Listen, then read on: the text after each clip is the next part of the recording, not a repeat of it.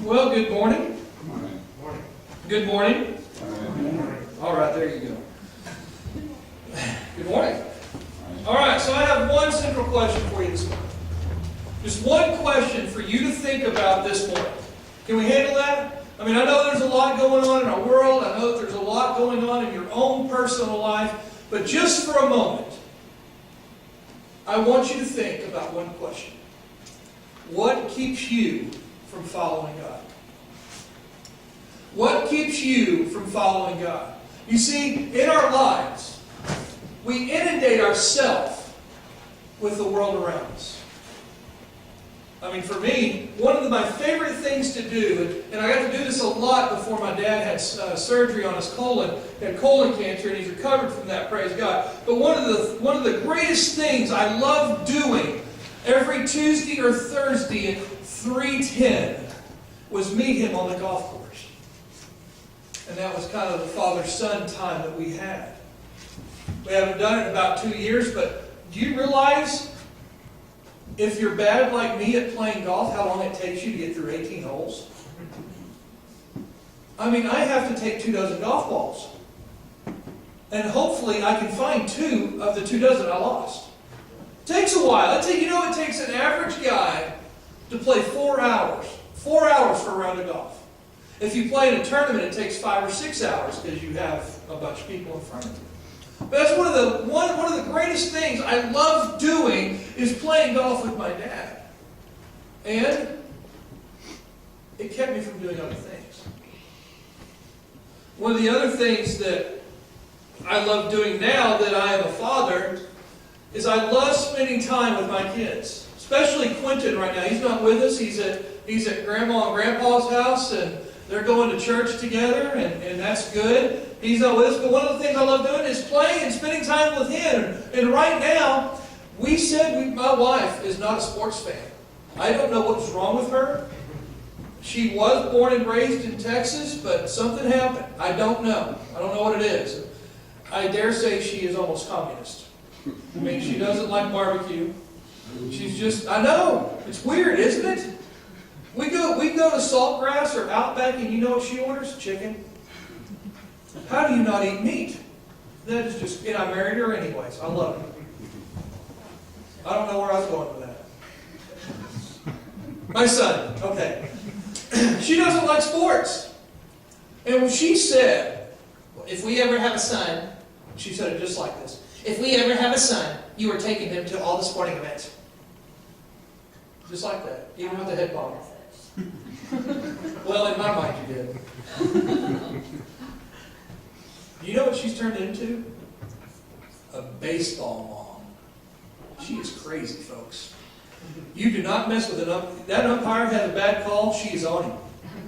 Quentin is out there, and we're going to go over here now for a second. Quentin's out there, and he does this in the outfield. He's just playing his own little game. And from the bleachers, you hear this. Kid, get your head in the game! Not from me, her. And it's usually because I'm at work. But I love spending baseball time with my son, and that takes a lot of time. Our kids, grandkids, can take a lot of time away from us. Do you realize that? I mean, right up until last week before last, Michelle, 2 weeks ago or 3 weeks ago, just did a Bible study. So Monday night, she had Bible study. Tuesday night was baseball practice. Wednesday night was church. Thursday night was baseball practice. Friday we usually went to her parents' house or we did something. Saturday was baseball. Church on Sunday. Plus, you have work. Right? I mean, nobody in here has figured out how to not to work and still make a lot of money. Anybody figured that out? Because if you have, can I talk to you later? Nobody's figured that out, so we still have jobs. We still have things we have to do. And yet our kids on top of that. Do you know why many couples get divorced after the kids leave the house, by the way? Because they've made their relationship all about the kids. They've lost that connection. And they think they can't figure it out and get it straightened out. So on a side note, and I'm not good at this either, I'll admit that. we need to take special time for our wives. And wives, you need to take special time for your husbands. Take me to Saltgrass later, honey. Anyways. But our kids, they force a lot of time on us. And then you think about it, they got homework. You've got your job. I dare say nobody in here works just 40 hours a week. Okay, I do. I work 27 and a half, but I'm part-time. I dare say nobody works under 40 hours in here. I dare say that your kids are not spending 40 hours a week at school. And then you throw everything on top of that, and what gets left to the side? Well, it's not baseball. It's not Wednesday night church. It's not Sunday afternoon or Sunday morning church. And if you have, a Bible study, or the kids got practice, or whatever else is going on, guess what gets left out of our lives? Your turn. God. And then, don't mess with me on Tuesday nights now, because NCIS is on. Okay? Oh, yeah. See? I got one right up here, buddy. NCIS. And now, there's 3 of them. So don't mess with me on Monday and Tuesday. Because I've got NCIS to watch. You know what I'm talking about? You've got your shows. We all have our shows that we just have to have, and we've got to turn them on, and we have to watch them. And if we miss them, we got DVR. What did we do before DVR? I remember the first time we got it. I got it for free, and my wife told me, we don't need that. 2 weeks in, she goes, what can we do without DVR? She really sounds like that. She does. Whenever you talk to her, she's not going to sound normal. So, anyways. So we have TV that just drains our lives. We have kids. We have work. We have TV because we just have to sit back and relax, right?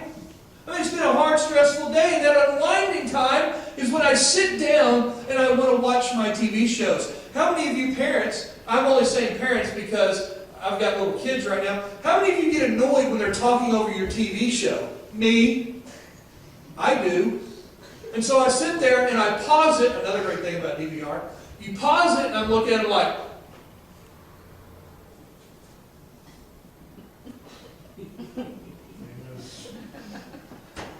really? Come on. I'm invested here. And now, I thought we were past this because Quentin's older. The crying. A baby crying during the TV. Can you make her stop? You want to do anything about it? You know that conversation. You play again. So TV captures our attention.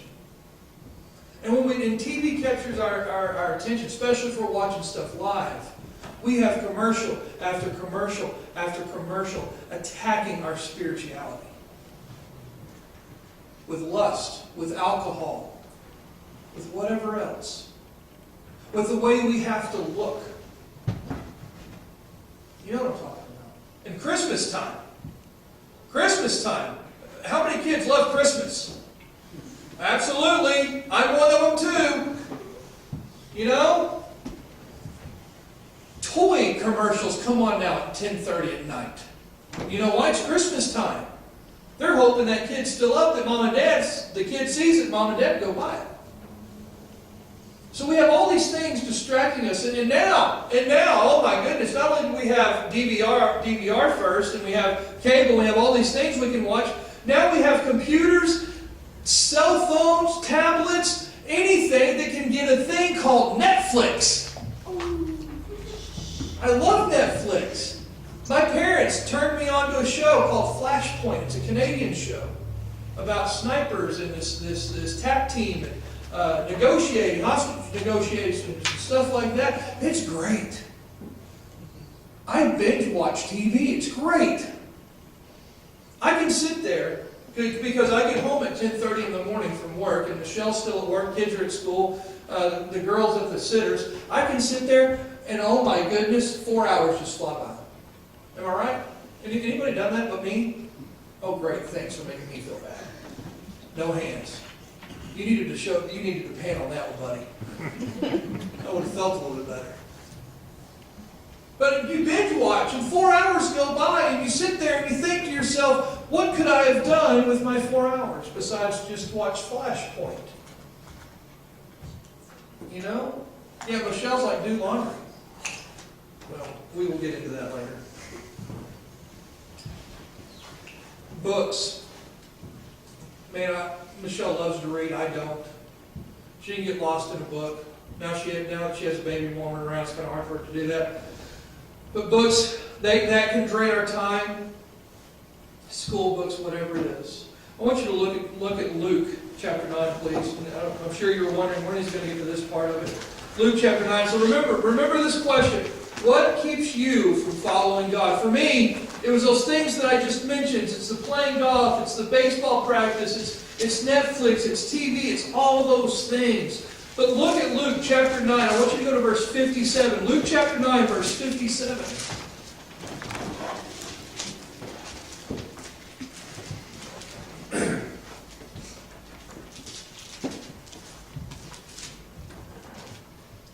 Luke writes, and it came to pass. You know, that's one of my favorite verses. It came to pass. Nothing's here forever. Any problem, any circumstance, anything you're going through in life, I know it's huge right now. It's right in front of your face, and it's just overwhelming. But it will pass. Amen? Amen. It'll pass. Just hold on. Rely on Him. It'll pass. And it came to pass that as they went in the way, a certain man said unto him, Lord, I will follow thee whithersoever thou goest. Can you imagine this excitement? Can you imagine this guy walking up to Jesus? Just think about it. He's probably seen Jesus do all these miracles. He's probably seen Jesus heal all these people. He's probably seen Jesus do everything in His disciples. A lot of excitement. He's going against culture. Jesus was going against culture at that time. The Pharisees, Caesar's telling people, listen, you have to do this, and this. You can't walk. You can only walk 500 steps on a Sunday. Well, think about that. What if I said, or what if the Baptist church said, or what if somebody said, hey, listen, to be very spiritual, you can only drive 40 miles on a Sunday. That's ridiculous. It took me more than 40 miles to get here. That's ridiculous, but that's what was going on. The Pharisees thought they were so high and mighty, they changed the rules to the commandments.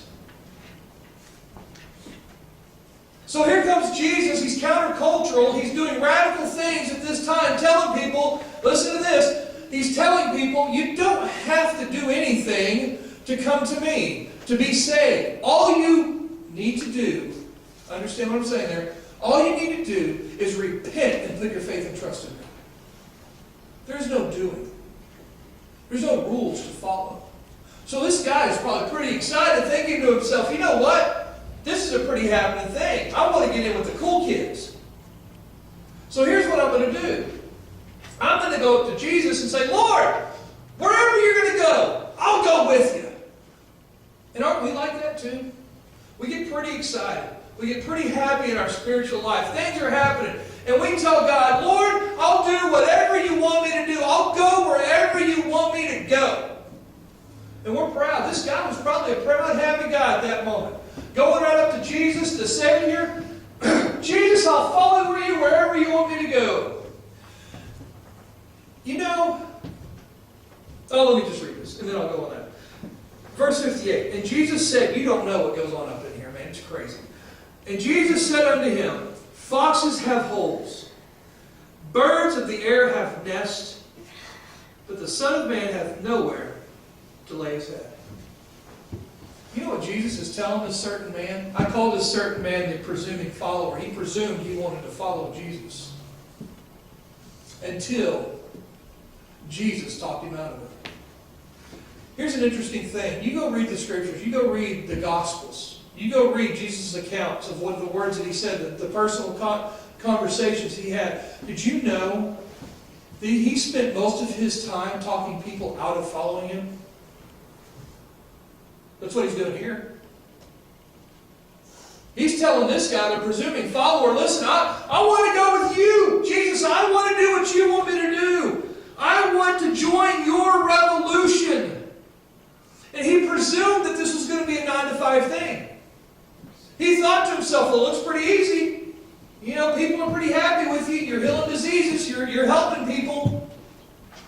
But Jesus looks at him and he says, listen, hey, foxes have holes. You know, a fox, they dig their hole and they go down there and they live there. The birds, they make these big nests. Have you ever seen an eagle's nest? A bald eagle's nest? Anybody ever seen a bald eagle's nest? We got the privilege to see one. We were down in Florida on our honeymoon. We didn't realize NASA was that close to us. So the day we left, we went to NASA. And there was this big bald eagle's nest. Did you know it was the size of a queen-size bed? Those things are huge. So these birds have nests. Foxes have holes. Birds have nests. Hey, listen, these animals, even animals have places to go and lay their head. But the Son of Man hath not nowhere to lay his head. He's telling this presuming follower, listen, you can follow me, but you're not going to have a home. You know what I use for a pillow at night? A rock. I remember as a kid, probably your age, 10 or 11 years old, we had this thing called Awanas. And we went on these camping trips, loved them, had fun. Matter of fact, got my dad in trouble on one. He was a fireman. They needed somebody to drive a bus. Anybody have a CDL license? Dad does. Shut up, kid. You know, one of those things. But we went to this camping trip. And we set up our sleeping bags. We're sleeping under the stars at Mineral Wells State Park. We're sleeping underneath there. And I'm just, oh man, oh this hurts. What's going on? I lift up my sleeping bag because I didn't see this at the time. It was, 2 hours into trying to go to bed. I'm just, I lift up my sleeping bag. You know what was underneath my sleeping bag? A rock. You know, those things are not comfortable. That hurt. It was digging in right here on the small of my back. I couldn't sleep. Jesus is telling this guy, okay, you can follow me. Come on, I'd love to have you. But here's the thing. I don't have anywhere to live. I don't have anywhere to lay my head but on a rock. Wow. So what does this guy do? He doesn't follow Jesus. You know what kept this presuming follower from following Jesus, from following God? The fact that he had nowhere to lay his head. He didn't have that soft pillow. He didn't have that comfortable thing around him. A rock, a little rock, kept this guy from following God. What keeps you from following God? You see, the cost of following Jesus to this man was giving up everything he was used to. Everything he was used to. The things that were safe for him. You know, we have our comfort foods, right? We have stressful situations in our lives, and man, we just want our comfort food. We have things going on in our life, and we just want those safe things, those safe places to be. You know what I'm talking about, right? You know, I hate sleeping other places overnight. I hate it. 2 years ago, we were coming back from Kansas, right in Missouri, from Federal Union. We stopped in Oklahoma City. Okay? You know, all these new hotels, I love these new hotels because you have to have a key card to get in late at night, right? I mean, they're not like the old hotels that we grew up with, or I grew up with, that everything, all the doors are on the outside, the stairs and everything, you can hear everything. Well, actually there's two hotels. I'll get to another one here in a second. In Oklahoma City, we're on the south side of Oklahoma City. I don't know if you know this or not, south side of Oklahoma City. Not a good place. So I didn't feel safe. So when it came time for more pillows and blankets, guess who I sent out there? My mother-in-law. And my wife. Didn't feel safe. We like our safe things, our safe places, right? We stayed in a hotel in Carthage, Missouri. No, not Carthage. It was Buffalo. It was Buffalo. Anybody ever watch Law and Order, SVU? That was Conway. Conway. Anybody watch Law and Order SVU? It's okay to admit it. It's fine. You know those flea bag hotels they find all the murderers in? Yeah, we stayed in one of those. There was still plastic on the mattresses. It was, woo. I didn't feel safe. But we like our safe things, don't we? We like our safe places. We want our safety around us. This guy was used to this safe place. And Jesus said, come on and follow me. But listen, I don't have anywhere to go. I don't have anywhere to lay my head. I don't have a home. So this guy had to leave everything that was safe to him. And he decided, no, it's not worth it. He left his house. He was going to have to leave his house. He maybe had to leave his horse, his job. He was unwilling to follow because of that. Now, this presuming follower, he came up to Jesus and said, Jesus, I want to follow you. But look at verse 59. Okay, this is audience participation right here. And he said, who is he? Jesus. So we can read it this way. And Jesus said unto another. So we have one guy that comes up to Jesus, the pursuing follower. Now Jesus is going to somebody else, and he says this. And he said unto him, verse 59, follow me. So now Jesus is drawing out, trying to draw somebody to him to follow him. And I like to call this guy the procrastinating follower. How many of y'all are procrastinators? It's okay. Me too. I am the same way. You tell me I've got to do something, it's got to be ready on Wednesday, I'll do it Wednesday afternoon. For Wednesday night. I'm just that way. So I call this guy a procrastinating follower. And Jesus said unto him, follow me. But he said, Lord, suffer me first to go and bury my father. Pretty admirable, right? This guy's saying, look, Jesus, I'm going to follow you, but first let me go bury my father. Now, is this guy's father already dead? Probably not. But do you realize in Jewish culture what's going on with the burial of a family member? He's saying, let my father die. Let me get my inheritance from you. Luke chapter 16, we read the story of the prodigal son, right? The prodigal son goes to his father and says, Lord, give me my portion now. Basically what the prodigal son's saying to his dad is, I wish you were dead. That's what he's saying to him. So now, this guy's saying, let my father die. Let me get all the money he's going to give me. Let me get all the land he's going to give me. Let me get all the cattle he's going to give me.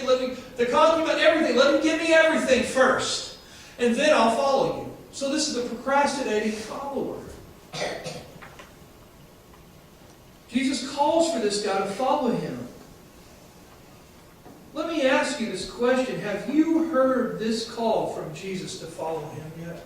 Whether it's in salvation, whether it's in church baptism, whether it's to serve him in whatever capacity in this church or to go out and to witness to people, have you heard Jesus call you yet?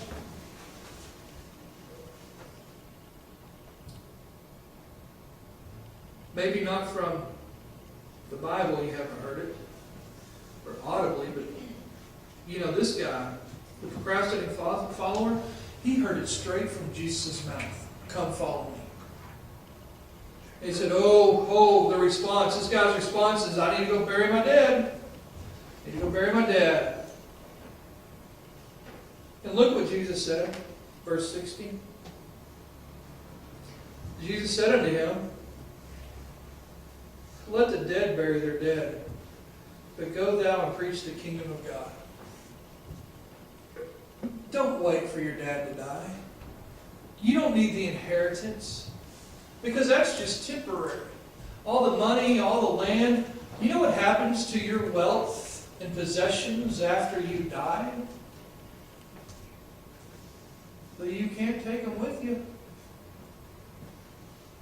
Jesus said this, though, to him. But what you can take with you is people you witness to who repent and put their faith and trust in me. You know, at the judgment seat of Christ, when we sit there and God judges our works, He's not going to ask you how many cars you have and what type they are and how big your house was and what you did for a living. He's not going to ask you what was in your portfolio. See, I don't even have one, so I can't even say it. He's not going to ask you how much was in your savings account. You know what He's going to ask you? What did you do for me? What did you do for me? So He's telling this guy. What? Give all that up. Give all that up and go preach the kingdom of God to people.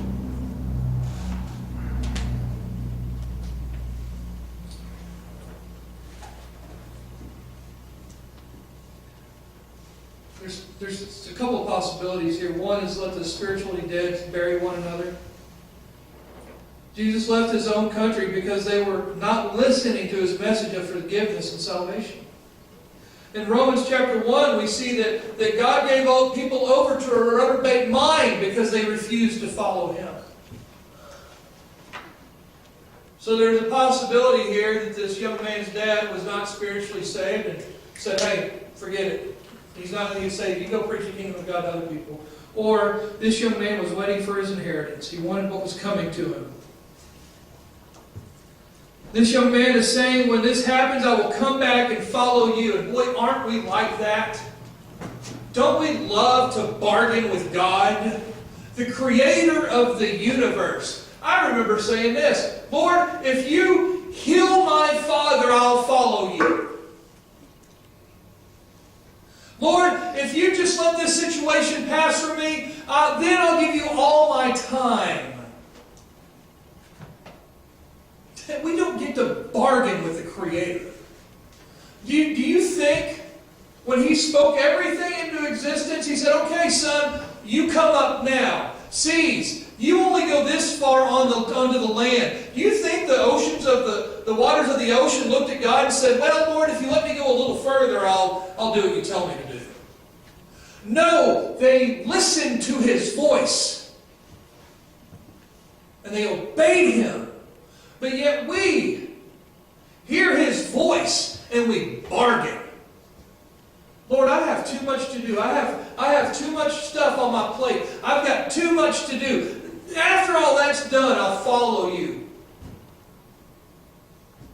We bargain with the man who was on the cross and died for our sins so we could have eternal life.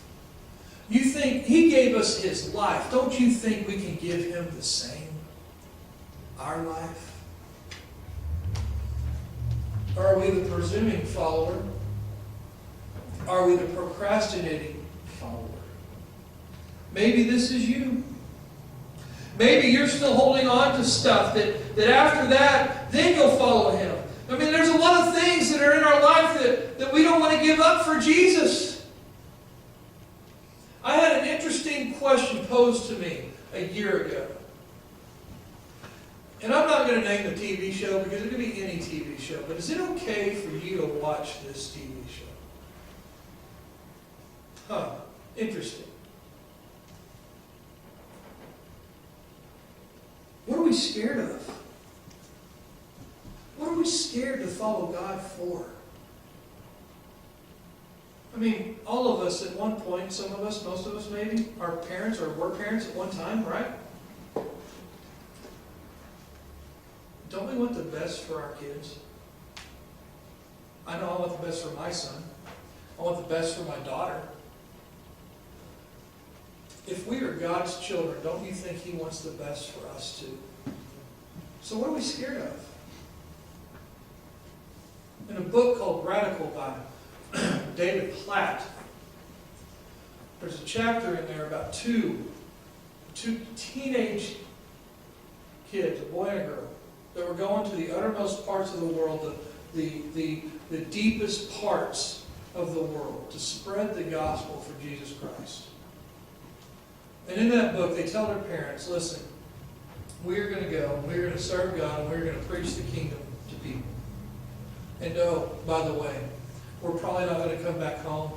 And oh, by the way, we're probably going to die by the age of 20. They were 17. Jesus says here, go and preach the kingdom. All this is just material stuff. It's going to burn up. It's going to turn into hay and stubble. What are we procrastinating for?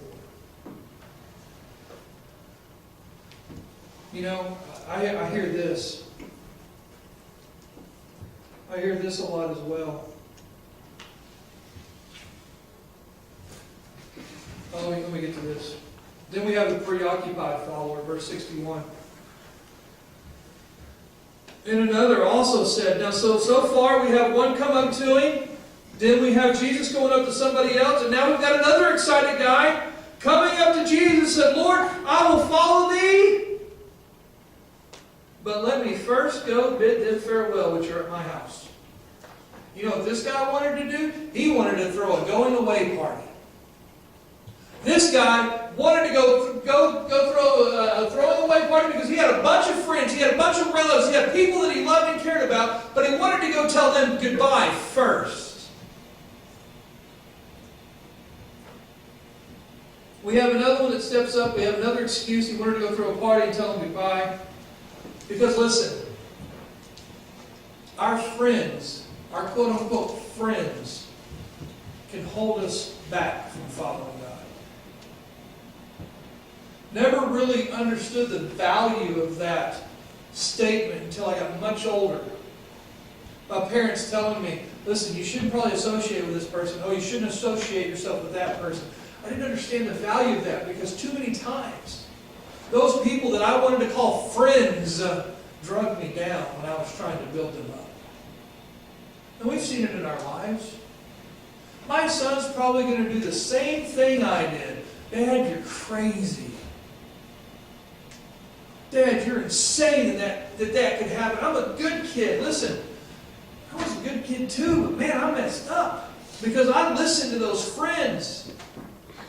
And listen, church people can drag us down from following God as well. I talked last time I was here about missions and about people being called to missions. Listen, there are people still needed for missions. There are still people needed to fill the pastor. There are still the ladies that need to be pastors' husbands or wives. There's all these positions in the churches that need to be filled, but too many times church members are looking at one another going, are you sure you want to do that? What are we doing? What are we doing? Look at Jesus' response. Jesus said unto him, no man, verse 62, no man having put his hand to the plow and looking back is fit for the kingdom of heaven. You need to have your eyes and your focus upon Christ. Don't look back to your past. Don't look back there at those friends. Because what happens? What happens if somebody, and I'm a move around guy, I'm sorry. What happens when you decide to follow, when you decide to put your faith and trust in Jesus Christ and that plow, you're moving forward. You know what I'm talking about? Anybody ever tilled any ground? You're going straight, but if you start looking back, man, you just start, that ground just starts waving like this. And Jesus said, listen, if you can't keep your focus, if you can't keep your eyes on me, you're going to go crooked and you're going to fall. We see that in the scriptures with Peter. I used to preach a message called Rocking the Boat, but I've been banned from preaching it. You know, I don't know why, it's a good one. But you know what happens there? Jesus is late at night. He tells the disciples to go ahead. He's on the sea. And all of a sudden the disciples are like, whoa, there's a ghost. No, it's Jesus. And Peter says, Lord, if it's you, bid me to come onto the water. So we know what happens. We know that Peter gets out of that boat. He puts his foot on the water, and he's standing on the water, and he starts to look at Jesus. He's walking on water straight to Jesus. But as soon as he looks back at those waves, what does he do? He sinks. I don't know how long it took him, but he had enough time to say, Lord, save me! And thank God Jesus was there, and he put his hand into the water and lifted Peter up and said, oh, thou of little faith.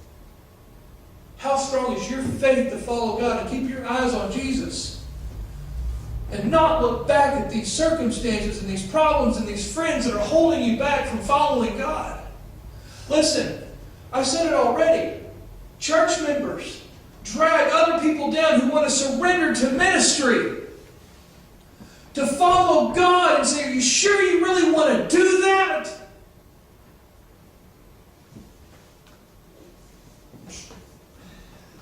Maybe this is you. Maybe that's you. And parents, don't pray that God would not call your kids to ministry. What a great way to serve the King. I've heard this time and time and time again as a youth minister. I pray God doesn't call my kids into the ministry because they don't make enough. As if money is our ultimate goal here. As if possessions are our ultimate goal. Listen, we have let society dictate what the church thinks for far too long. Right? Listen to this. It was asked about divorce. The Pharisees asked Jesus about divorce. And it said, for the hardness of your heart, God allowed Moses a bill of divorcement. We've allowed, and we've got some divorced people in our church back home, and they are some great, loving people, and I love every one of them. So don't misunderstand what I'm about to say. We've allowed society to think that, and come into the church and allow the church to think that divorce is okay. Well, they just couldn't work it out. We've decided that it's okay about drunkenness. Oh, they just need help. Oh, that's sin. And we've allowed, when it comes to following God, for people to drag us down. And for parents to say, oh, please don't call my kid into ministry because they don't make enough, they don't have enough possession, they just don't have everything. Look what they have to go through. Look at the heartbreak. Look at the disappointments. Don't call my kid to the mission field. They're crazy people down there. Don't call my kid. Don't call me. So my question today to you is, what keeps you from following God? What keeps you from following Jesus Christ? There's a verse in James that says, for him to know what to do good and to do it not, to him it is sin. I don't know how many countless times I've heard God talk to me. Not in that strange, quacky, audible voice. I'm not trying to be weird, but I've felt it in my heart.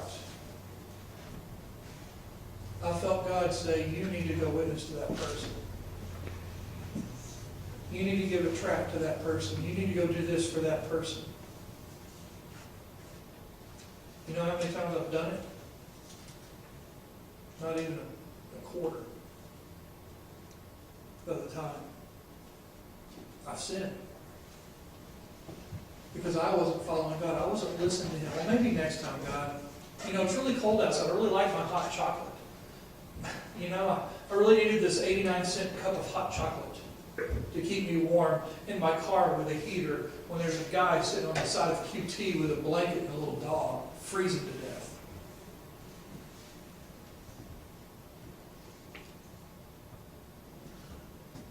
When you give unto them, you've given to me. How in tune are you with God? How in tune are you with Jesus Christ? How in tune are you to following God? Are we the preoccupied follower? Are we the presuming follower? Or are we the procrastinating follower? I'm all three of them. I've got an excuse every time God asks me to do something. I have an excuse. What about you? What's your excuse? What's God's asking you to do? What is God calling you to do? That's a choice that I can't make for you. Man, as a parent, I would love to make that choice that my son and my daughter just repent and put their faith and trust in Jesus Christ. But I can't make that choice for them. I can't make that choice for my wife when God talks to her to tell her to follow Him. I can't make that choice. I can't make that choice for you. I can only make it for me. And you can only make it for you. What are you going to do with this man called Jesus? Will you follow Him? Or, as Pilate did at the crucifixion, are you just going to wash your hands clean and say, my blood is not on His hands? What are you going to do? Let's stand. I don't know how y'all do invitation, but let's just bow our heads and close our eyes. The altar's here. The choice is yours. What's keeping you from following God? What is keeping you from following God? Is it possessions? Is it friends? Are you looking back at things you did in the past that, man, God cannot use a guy like me? Listen, He used Moses and Moses stuttered. He used Moses to go in front of Pharaoh to tell him to let my people go. He used David time and time again, even after David sinned. He used Peter. Peter, you know, the guy that just kept putting his feet in his mouth? Time and time again, the time that Jesus had to look at him and said, "Get thee behind me, Satan." You know, Peter, the same guy that denied Christ 3 times on the night of the crucifixion. And Acts chapter 2 comes along, and here's Peter, preaching one of the greatest messages that ever been preached. And 3,000 souls were added to the church that day. You think Saul looked at his past? / Paul. Look at Saul. This guy, he was there at the moment Stephen was stoned. He was persecuting the church. But Paul, wrote almost 3/4 of the New Testament. Don't tell me that what is in your past keeps you from doing what God wants you to do.